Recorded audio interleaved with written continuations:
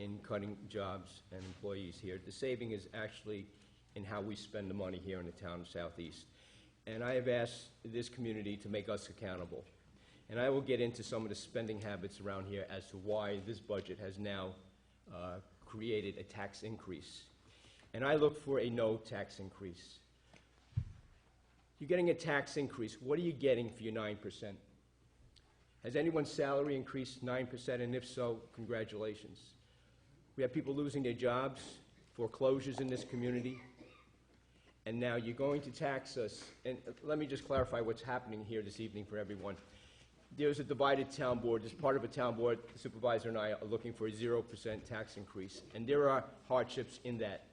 And there's a majority rule here this evening, and that's why I'm going to speak my piece, because I believe that the 9% tax increase will pass this evening, and you will get that hit.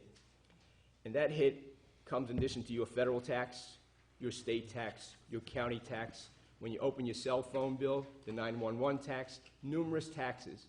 And at a small community like ours, you're going to get hit with another 9%. And don't let anybody kid you here on this town board that it's only $3 or $4, or it's a Coca-Cola, or it's a soda. Because last year when they increased your taxes 4%, that was another Coca-Cola, and the year before, and going forward next year. We can no longer sustain tax increases, especially at this local level. I have been fighting with this town board to watch your spending. There is a lot of fat in this budget, too much fat, and they're cutting in the wrong places. Some of the fat is in legal services, where the state controller's report, which is now finalized, which we've been criticized because we sent out a draft report.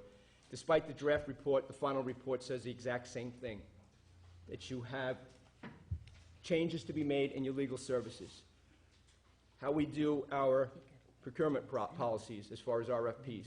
Those are the things that will save this community money, and yet none of that has happened. Because when the draft report came out, the majority of the town board continued to sign an $18,000 check for legal services. Despite this report that criticized the town board for doing so, they did it anyway. That's $18,000 that could have been saved. In a September 13th letter from the town accountant, he warned the town board that if the fund balance ends up in a negative balance, it will be necessary for deficit financing, which will result in the controller's office coming in and overseeing the town's finances. It is not the fault of the chief financial officer. It's the fault of this town board, and it's the fault of the community not coming to us and say, watch your spending. When there's a $100,000 air conditioning unit here in the town, and the engineering services says it only costs $40,000, and when a no-bid contract comes in for $100,000 and thus is then approved, whose fault is that?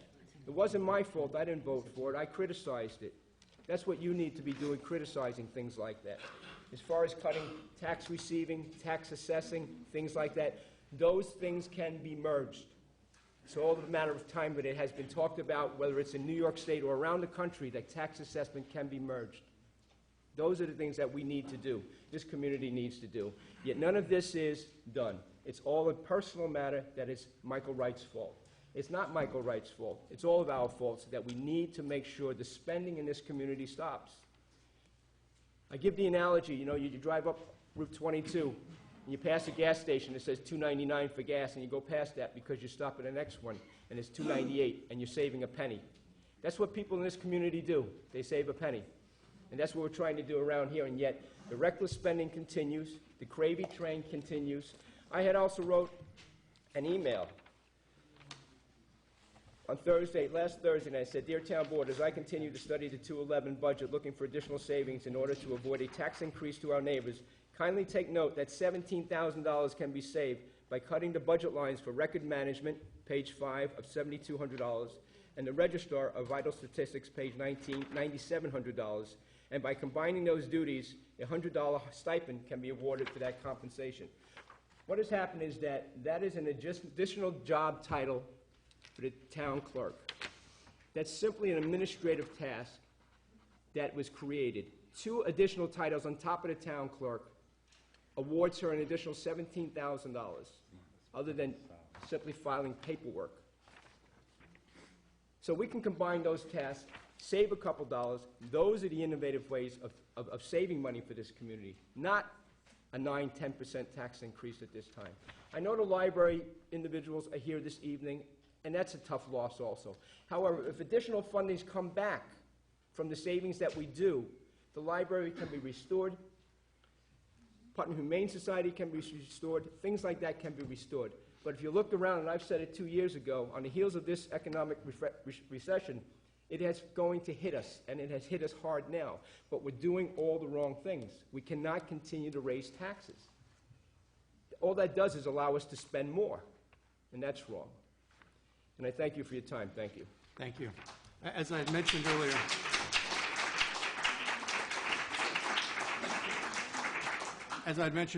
and handed out to the audience earlier, after a town board vote on January 21, 2010, this year, by 3-2, with Dwight and I in the minority, the town board affirmatively defeated my motion to put out for public competitive process $1.8 million.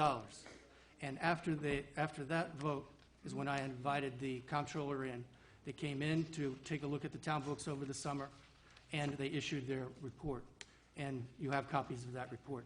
That report criticizes what I call the gravy train, which is this millions of dollars annually in non-competitive or anti-competitive contract awards. Other communities put these matters out for competitive bidding, for RFPs, requests for proposal, RFQs, requests for qualifications, and similar economically competitive processes. And 3-2, this town board has been voting those down. That's wrong. That's got to change. And as I mentioned to a reporter the other day, I've been waving flags for a long time trying to stop the gravy train. And I'm sad that I have not been able to stop it. But we are slowing it down with the help of the comptroller and others. Just so that it's clear, we spoke several meetings ago about sending out RFPs. RFPs are not mandatory, particularly with professional services. We've gone over and over this.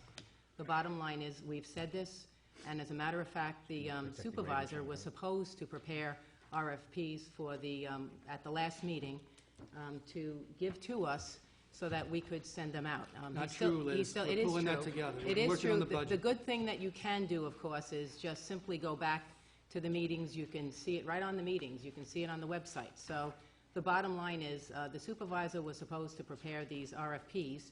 We had spoken about it. So as I had said, when the comptroller's report became final, the suggestions that were made therein, the recommendations, we have a period of time in which we're going to respond to it with the actions that the town will take.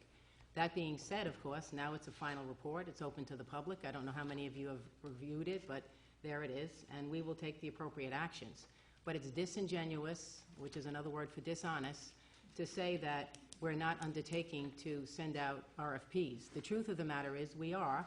The supervisor's known about it. Now. He was charged, nope, several meetings ago. Please check. So it's important that you all know that. In addition, I like the idea of when I hear the supervisor and Councilman Yee say fatten the budget, just remember the fat in the budget was the library, the museum, the Humane Society, the assessor's office, the tax collector's office. That was the fat in quotes in this budget. You can all review it. You can see it.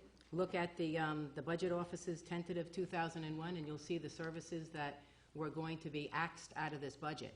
So, and in addition, when it was said that there was a no-bid contract for the air conditioning or the other parts of this building, I just want you all to know I wasn't on the board back then, but I'm told that it was a bid contract. That was a single bid. And if it was a single bid, well, We that's should have probably rebid it, because and we didn't. that's probably because there aren't a lot of people that really feel comfortable dealing with this town, or at least back then didn't feel comfortable.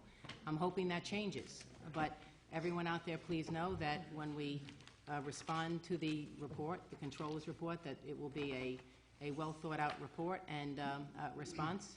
And when the supervisor gets around to creating some RFPs, then we'll make sure that we review those and get those out, too. Thank you.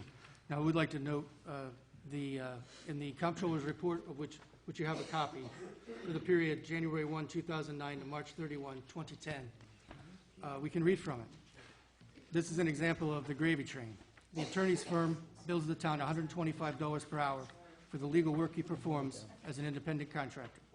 We reviewed the vouchers, we being the Comptroller's office.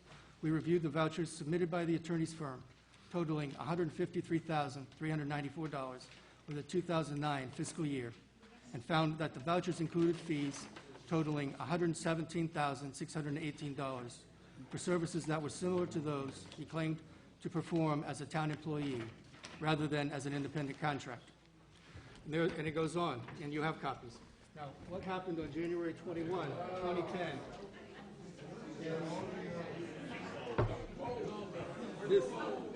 This check is with municipal dollars. The Gravy Train, $1.8 million of your hard-earned tax dollars without competition. That's wrong. That's going to change now with the help of the comptroller. And those practices have to stop. No, the moaning and groaning you hear are probably the fans of the Gravy Train, so don't let that discourage other people around here, okay? No, it's actually the people who have to endure this over and over again every Liz, single let's meeting. allow public comment. The answer, Yes, sir. the answer Yes, really sir. is that that's the kind of behavior that has to stop. Mr. Bach, you have the floor. Thank you. Good evening. I heard an interesting comment from some members of the board today, and a couple interesting ones in a previous meetings. We could have started taking actions on a number of items, which are, yes, it's some of them late, but you know what? The delay was, oh, well, yes, we have that report, but it's a draft.